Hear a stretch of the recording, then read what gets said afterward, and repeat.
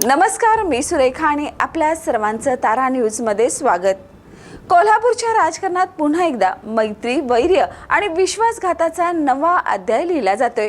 ज्या नावावर आमदार सतेज पाटील यांनी राजकीय डाव मांडला, तीच नावं आता महाडकांच्या बाजूने उभी ठाकली आहेत आणि त्यामुळे गोकुळच्या रणांगणात एकाच निर्णयाने संपूर्ण राजकीय गणित बदललंय आणि एक मोठा राजकीय ट्विस्ट पाहायला मिळत आहे, ज्यांच्या फोटोवरून, पोस्टर बाजीतून आणि चर्चांमधून अरुण नरके गट आमदार सतेज पाटील यांच्या समविचारी आघाडीकडे झुकल्याचं चित्र निर्माण झालं होतं।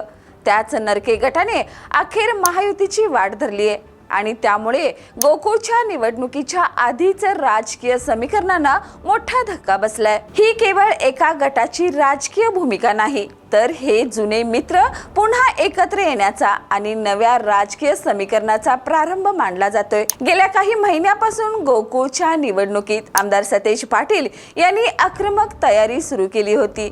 शहरभर लागलेली फलकं, समविचारी आघाडीची बांधणी आणि त्यामध्ये अरुण नरके यांचा फोटो, या सगळ्यामुळे नरके गट सतेज पाटील यांच्या खांद्याला खांदा लावून लढणार हे जवळपास निश्चित झालं होतं। मात्र राजकारणात अंतिम क्षणापर्यंत काहीच अंतिम नसतं, याची पुन्हा एकदा प्रचिती आली आहे। माजी आमदार महादेवराव महाडिक यांनी जुन्या मैत्रीचा धागा पुन्हा घट्ट केला आणि अरुण नरके यांना पुन्हा आपल्या बाजूला खेचण्यात यश मिळवलं। परिणामी अनेक दिवसापासून गुलदस्त्यात असलेली नरके गटाची भूमिका आता स्पष्ट झाली असून त्यांनी महायुतीसोबत जाण्याचा निर्णय घेतलाय। या निर्णयाचा थेट राजकीय परिणाम म्हणजे समविचारी आघाडीच्या गणिताला बसलेला धक्का। कारण गोकुळमध्ये ठरावांची संख्या, गटाची ताकद आणि संचालकांचं पाठबळ हेच निवडणुकीचं खरं अस्त्र मानलं जातंय। डॉक्टर चेतन नरके यांनी तब्बल 233 ठरावधारकांचा पाठिंबा असल्याचा दावा केला आहे।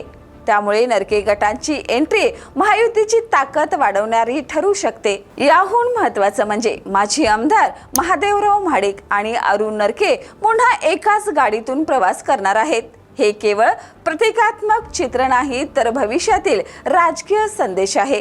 कारण या दोघांची एकत्रित एंट्री म्हणजे पुन्हा एकदा जुन्या गोकुळ पॅटर्नची पुनर्रचना सुरू झाल्याची चर्चा राजकीय वर्तुळात रंगू लागली आहे।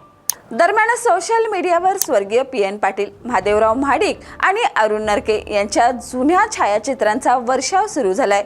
ही केवळ भावनिक आठवण नाही, तर जुन्या मैत्रीची नव्याने होत असलेली राजकीय घोषणा असल्याचं बोललं जातंय। दुसरीकडे आमदार सतेज पाटील यांनी मात्र अद्याप हार मानलेली नाही। बिनविरोधचा कोणताही प्रस्ताव नाही, आम्ही निवडणूक लढवणारच असा स्पष्ट इशारा त्यांनी दिलाय।